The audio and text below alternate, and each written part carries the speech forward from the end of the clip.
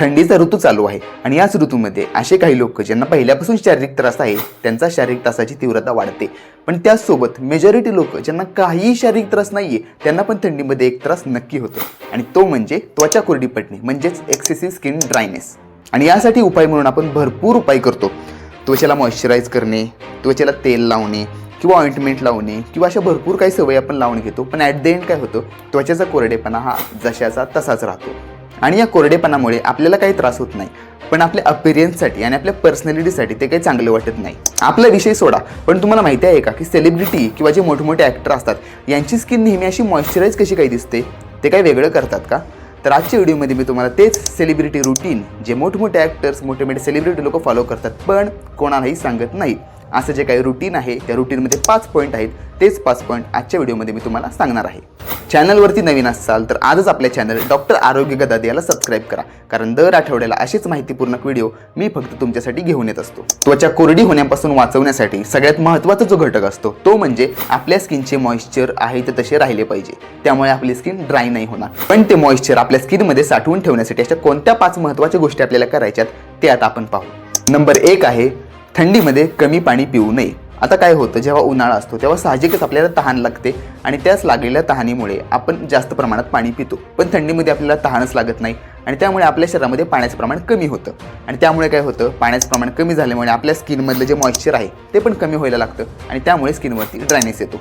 त्यामुळे हीच चूक तुम्हाला टाळायची आहे. त्यामुळे जरी तहान लागली नसली तरी पण तुम्हाला लक्षात ठेवून नियमितपणे जास्तीत जास्त प्रमाणात पाणी प्यायचं आहे. नंबर 2, आंघोळ करताना ज्या साबणाने स्किनवरती ड्रायनेस येतो किंवा असे काही बॉडी लोशन असतील ज्यामुळे स्किनवरती ड्रायनेस येतो ते बॉडी लोशन साबण वापरणे बंद करायचे आहे. रेग्युलर जे साबण असतात जे आपण उन्हाळ्यामध्ये किंवा पावसाळ्यामध्ये वापरतो, पण तेच जर साबण आपण थंडीमध्ये वापरले तर काय होतं, त्या साबणामुळे आपली स्किन जास्त प्रमाणात कोरडी पडू शकते. ज्यामुळे स्किनवरचे जे एक्सेसिव्ह जे आपण ऑइल प्रोडक्शन असतं किंवा एक्सेसिव्ह आपल्याला मॉइश्चर आहे स्किनवरती ते नाहीसं होतं. त्यामुळेच ज्या साबणामध्ये ग्लिसरीन किंवा असे काही लोशन्स ज्यामध्ये आहेत जे आपल्या स्किनला मॉइश्चराईज करणारे असे घटक आहेत, असे जर साबण तुम्ही मार्केटमधून आणले तर त्याचा आपल्या स्किनसाठी नक्की फायदा होणार आहे. मार्केटमध्ये भरपूर सारे ऑप्शन्स अवेलेबल आहेत, तुमच्या निवडीनुसार तुम्ही ते वापरू शकता. नंबर 3, कडक गरम पाण्याने आंघोळ करू नये. आता साहजिकच थंडी आहे म्हटल्यानंतर सगळ्यांची इच्छा असते की कडक अशा गरम पाण्याने एकदम मस्त अशी आंघोळ करावी.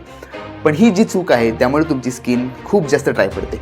आता होतं काय, जेव्हा आपण कडक गरम पाणी वापरतो तेव्हा आपल्या त्वचेवरती जे नॅचरल ऑइल आलेले असतात ते ऑइल पूर्णपणे निघून जातात आणि स्किन आपली पूर्णपणे ड्राय पडते. मग यासाठी उपाय काय आहे? थंड पाण्याने आंघोळ करायची का? नाही. जास्त कडक पाण्याने आंघोळ करण्यापेक्षा तुम्ही कोमट पाण्याने जर आंघोळ केली तर हेच तेल थोड्या प्रमाणात आपल्या स्किनवरती साठून राहतं आणि त्यामुळे आपली स्किन जास्त प्रमाणात मॉइश्चर पकडून ठेवते. त्यामुळेच थंडीच्या दिवसामध्ये एकदम कडक पाण्याने आंघोळ करणे टाळा आणि त्याऐवजी कोमट पाण्याने आंघोळ करा. नंबर 4 आहे ते म्हणजे आंघोळीनंतर लगेच मॉइश्चरायझर लावणे. आता काय होतं, आपण मॉइश्चरायझर लावतो पण तो केव्हा लावतो? एक तर रात्री झोपताना लावतो किंवा आंघोळीनंतर बऱ्याच वेळाने लावतो. पण याने काय होतं, आपल्या स्किनवरती जेव्हा आपण आंघोळ करतो तेव्हा आपली स्किन मॉइस्ट असते म्हणजे ओलसर असते आणि त्यावेळी लगेच आपण जर मॉइश्चरायझर लावलं तर तोच मॉइश्चर लॉक होण्यासाठी मदत होते. पण जर आपण बराच वेळ लावला तोपर्यंत आपली स्किन वाळून जाते, पूर्ण ड्राय होऊन जाते आणि त्यानंतर आपण जर मॉइश्चरायझर लावलं तर त्याचा आपल्यासाठी काही जास्त उपयोग होणार नाही. त्यामुळे ही चूक टाळा आणि आंघोळीनंतर 1 ते 2 मिनिटाच्या आतमध्येच तुमच्या शरीराला मॉइश्चरायझर लावा. नंबर 5, थंडीच्या दिवसामध्ये घरामध्ये हीटर किंवा एसीचा जास्त उपयोग करणे टाळा.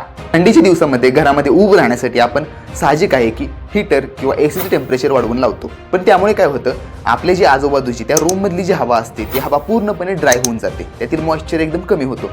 पण त्यामुळे काय होतं, जी हवा आहे त्याचा मॉइश्चर कमी झाला आहे मग ते आपल्या शरीरातील आपल्या त्वचेभोवती जे मॉइश्चर आहे ते मॉइश्चर ओढून घेतं. त्यामुळे रात्र जर आपण हीटर आणि एसी लावून झोपलो तर सकाळी उठल्यानंतर आपली स्किन जास्त प्रमाणात ड्राय होते. पण यासाठी उपाय काय करावा? एसी आणि हीटर पूर्णपणे बंद करावे का? नाही. तर ज्या खोलीमध्ये आपण एसी आणि हीटर वापरत आहे त्या खोलीमध्ये जर आपण एखादं पाणी भरून एखादं भांडं ठेवलं तर जो हवेमधला मॉइश्चर कमी होणार आहे, तर हवा काय करणार, त्या पाण्यातील मॉइश्चर ओढून घेईल ना की आपल्या शरीरातून ओढणार आहे. त्यामुळे आपल्या स्किनचा ड्रायनेस कमी होण्यास मदत होईल आणि स्किनचं मॉइश्चर देखील मेंटेन राहील. ऐकायला जरी या सवयी एकदम बेसिक आणि सोप्या वाटत असल्या तरी पण तुमच्या स्किन केअर रुटीनमध्ये जर तुम्ही या इन्क्लूड केल्या तर तुमच्या स्किनचा ड्रायनेस 99% कमी होणार आहे. फक्त 1 आठवडाभर करून बघा आणि रिझल्ट तुम्हाला दिसतील. व्हिडिओ आवडला असेल तर नक्की लाईक करा आणि अशा लोकांना शेअर करा ज्यांना देखील थंडीमध्ये स्किनच्या ड्रायनेसचा प्रॉब्लेम होतो. आपण भेटूयात पुढच्या व्हिडिओमध्ये.